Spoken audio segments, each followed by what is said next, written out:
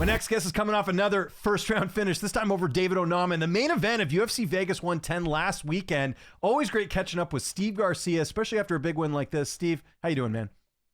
I'm doing well, Lynch. I'm running around doing things and trying to, Make it still all be able work. to do my media stuff, but it's all good, man. I'm just trying to just stay above water. Yes, for sure. And I always say this, man. I appreciate it. I don't know how many interviews we've done, but you always make time, and I always appreciate it. And glad I got you after this one because, man, that was a great win. Is this win bigger than the Calvin Kattar one in the sense that it was a main event? There was a lot of eyeballs on this for a variety of reasons, but in general, like you go out there, you make quick work of Onama. Does this win feel bigger to you? On a personal level, it feels bigger to me. Maybe on the grand scheme of things, probably not. I had a few goals. One, obviously, I'm moving down in the rankings because I'm beating another ranked fighter. I got a main event spot. But on the other end of things, I don't, Honama just didn't have I guess the name value the way that Cater did. Mhm. So yeah, I mean, there's its pros and cons to it. At the end of the day, I'm a fighter, so that's what I do. I went out there and I fought my ass off and um, try to put on a show for you guys and you know make money at the same time. Yeah, no, it was an impressive win. We see that little mark on your eye. Was there anything about him that surprised you, kind of looking back now? Yeah, he didn't come out guns blazing, which maybe he was pretty smart because I didn't really necessarily expect him to. I mean, I kind of heard through like the grapevine that he was going to stand toe to toe with me in the center of the octagon, and we're going to have this all out war, and it just didn't end up being that way. I mean, in a way, like mentally, I just prepared for like the most savage David Onama, and when I went in there, I was able to dictate almost immediately what I wanted to do. Did you guys get a chance to talk after the fight? I spoke to him ahead of this one. There was a lot of respect there. I think you guys, in some ways, were in a similar spot where, I mean, I think you're ahead in the rankings, but I think a lot of people felt like this was the fight of the two sort of underrated featherweights in the division as far as your win streak and, maybe not getting those big name opponents. Did you guys get a chance to chat after? No, we didn't really talk. I mean, he kind of, obviously I could hear him get used upset with Herb about the stoppage, Mhm. but other than that, he really didn't say anything, but he was very respectful, Mhm. afterwards and stuff. And I get it, man. In a fight, man, you wanted every last second just to be able to stay in there. I understand his frustration, Mhm. but yeah, that thing was spiraling down pretty quickly. It looked like you got a lot of good feedback from the win. I saw you on Ariel's show. Like, you're getting like this is becoming a regular thing where you're getting these big wins and seeming to get a lot of attention. Did you feel that as well after the fight, as far as fans and stuff? A lot of people must have been happy with your performance. Yeah, I definitely got a lot of love. Obviously, you have that other side of hate. You know what I mean? But a lot more love. I mean, unless you're like a Volk fan, everybody was like hating me about the whole thing about what I said about Volkanovski. But uh, they had been all Aussies, I think.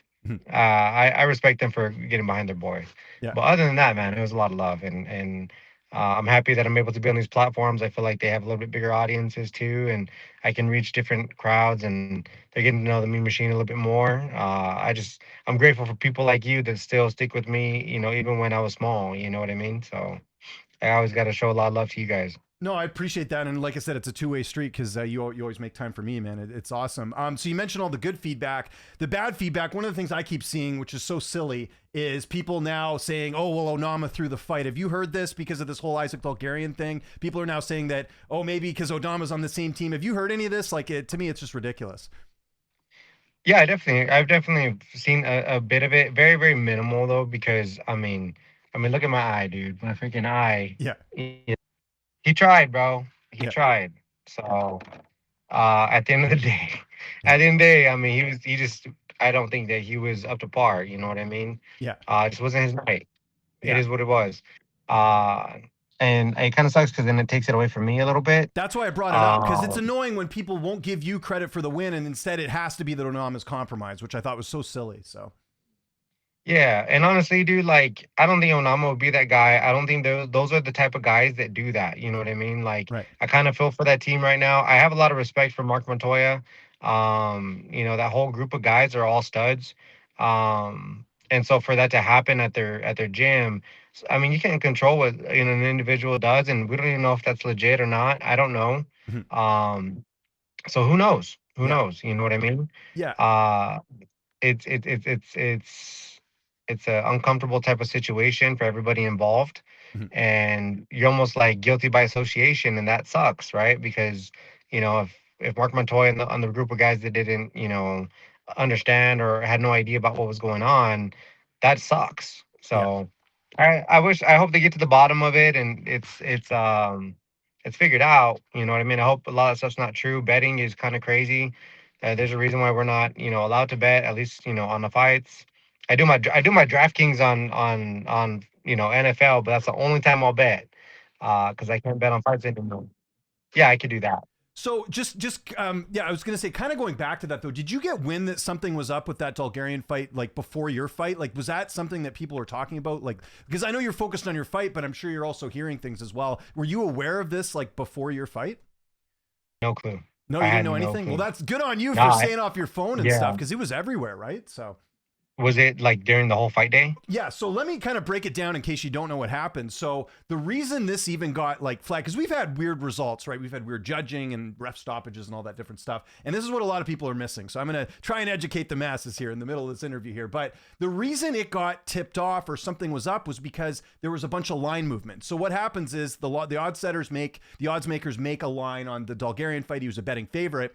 And a couple hours before the fight, there was like big movement, like huge money being bet on the underdog, on his opponent, not Dulgarian's opponent. So that's where people thought it was odd. And line movement happens here and there, but then you watch what happened. Like, I don't know if you saw the fight, but it was like one of the worst performances he's had. And that's not to take anything away from his opponent, but it looked a little weird. You got this big line movement right before the fight, and then you see this performance. So that's why this even turned into a thing, because we've had line movement before, but you're maybe getting like a normal fight. This, like, Bulgarian's had one loss in the UFC, and it was a fight that a lot of people felt like he won. He's never looked that bad. So that's where things looked like it made it look worse, and why the UFC flagged it and everything else. And then the other thing I'll just mention in case you're not aware, Mark Montoya was on Ariel's show yesterday, said that he had talked to Dulgarian about this before the fight because there was rumors about him throwing the fight.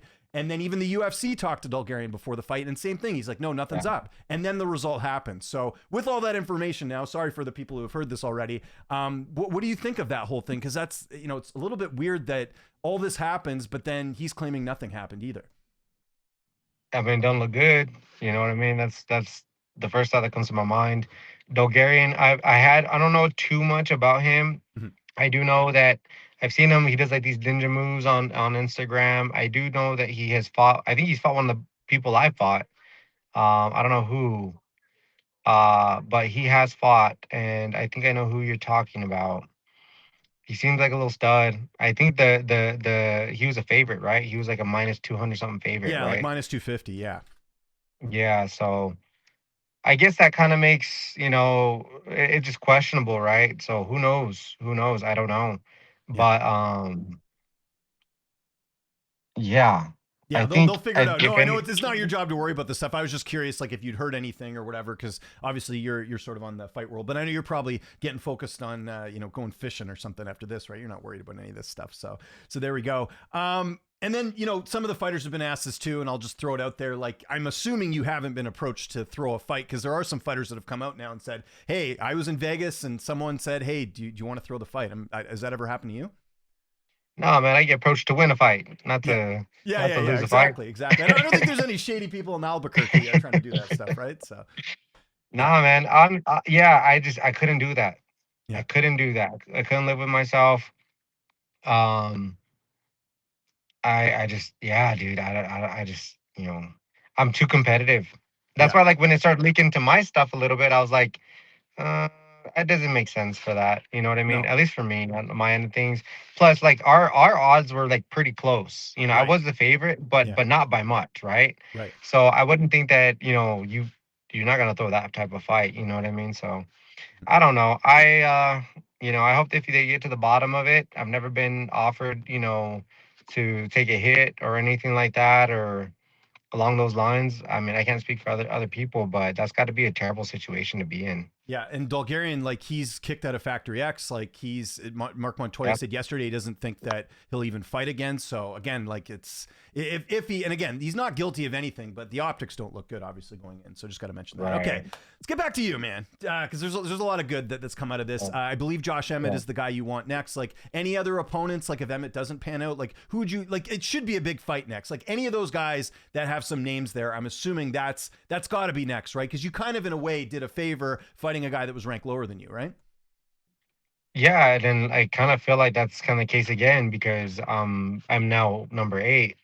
Yeah, which I mean, I God, w- the whole rankings. Don't even get me started on that, right? So yeah, so it would I would be probably be end up fighting backwards again, when it comes to like fighting Emmett, because in my head I felt like they would have given me like my 11th spot, maybe 10. mhm, So that's why, and then I think Emmett was like 8 at that time. So if they figure it out and they make the numbers work, and it's a main event spot or something like that, I'll welcome a fight with Emmett or whoever. You know what I mean? mhm. As number 8, obviously 7 and down is all game for me. Um, but there's a lot of rumors kind of going around on who's getting matched up to who, and so I'm kind of just like stuck in this middle ground, you know what I mean? And Yeah. that's why like I was frustrated about the situation with Volkanovski and all that stuff like that, because once he makes a decision, and I think there's been a decision. Mm-hmm. I'm not sure. Obviously, I don't know. Mm-hmm. Um I don't know. There's that has to get things moving because everybody is waiting to see if they're the guy. You know Yeah. what I mean? Am I gonna be, and they want to be available in case they get that call. So if it was me and is in a perfect situation, I'd probably gun for Leroy Murphy.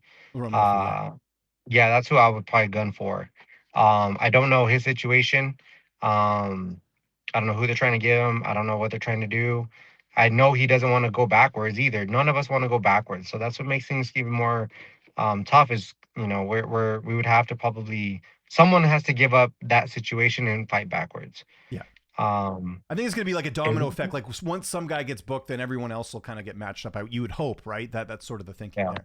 So, And that's the whole thing is that like it has to make sense to me. You know what mhm, I mean? Like, if they offer me another main event spot, I get an arena, yeah, I'll fight Emmett. You know what I mean? Yeah, I'll mhm. fight, someone behind me. Everybody wants to see that matchup with Gene Silva. I'm like, let him go fight somebody and then let Yeah. him work his way back up, and then we'll be right like neck and neck. You know what Yeah. I mean? That would make a lot of sense.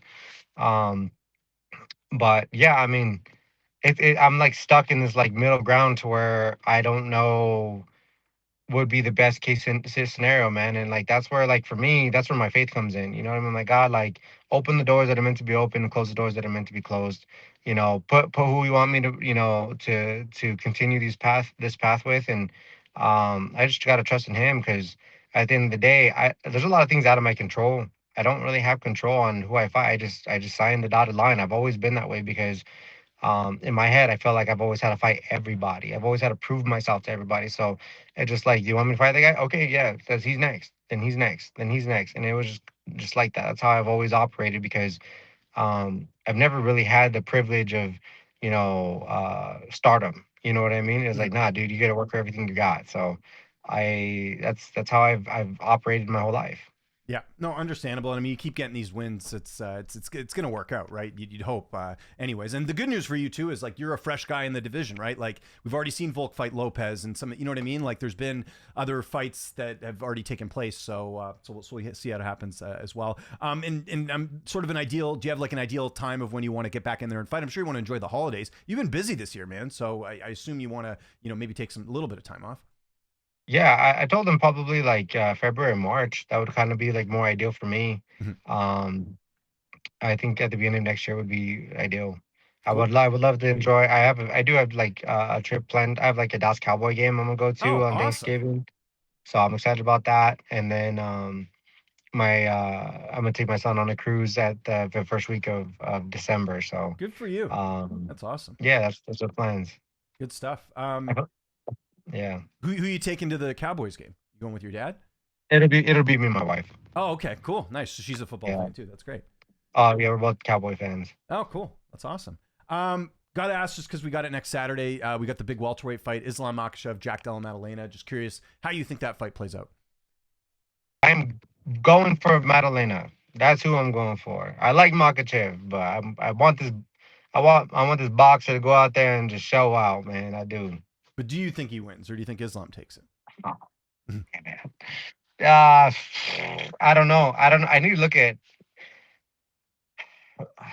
I don't know how big either of them are right now. They're both the same size. It's just that, like, as far as height and reach and stuff. But it's that obviously that Jack's fought in the weight class. Like, Yeah, I think Maddalena, he's a stud, man. Mhm. But Makhachev's grappling is one of the best. Yeah. I think winning wise, I'd probably go with Makhachev or Islam. Okay. For sure. That's fair. We haven't had a chance to talk about this. I know it's a couple weeks old, but what did you make about the whole Tom Aspinall thing with the eye poke? I know you're a guy that you persevere through throughout your career and all that stuff. What was sort of your take on that? Because obviously, I think what a lot of people are missing is that it's a heavyweight title fight. Like, if you're compromised, like, you lose out on a lot of things, including being champion and all that stuff too. And at the end of the day, an eye poke is a foul. I'm of the belief that I don't think it was a big deal. They can do the rematch, figure it out next time. But a lot of fans are obviously like, he's a quitter. Where do you stand on that whole thing? I think number one, fix the gloves. Number two, um, I made this comment the other day. Try driving with one eye. Yeah. You know what I mean? Try and then think about it in the sense of you fighting. I mean, they're heavyweights too, the most dangerous guy on the other end of things, and trying to navigate through a fight with one eye. If that's legitimately what happened, smart wise, yeah, I can understand it. You know what I mean? It's not a lot of heart shown. It's not a lot of grit shown, but it is a business, so I understand where where he's at mentally. It's hard to beat the best guys in the world with one eye. I mean, go talk to Bisping, and yeah, man, that's probably like as much as I can say on that. You know what I mean? I've been poked in the eye. I've seen double, before, and um, it's a problem. Take as much time as you can in the cage. Yeah, it's just not good for anybody. You got to fix the glove. Yeah. Yeah. Well said. That's all it is to it. Steve, congrats on the win. Really appreciate it. Go enjoy the cruise, the Cowboys game. I mean, that's all going to be awesome, and it's well deserved, man. Really good year for you. If there's anyone you want to thank before we get out of here, as always, any sponsors, social media, you name it, I'll give you the last word. Okay. Yeah, for sure. Thank God. Thank James Lynch for having me on. My family, my wife, everybody here in Albuquerque. They have gotten behind me, support me. My chiropractor, all you guys. There's so many to thank, but thank you guys. I love you and appreciate you guys.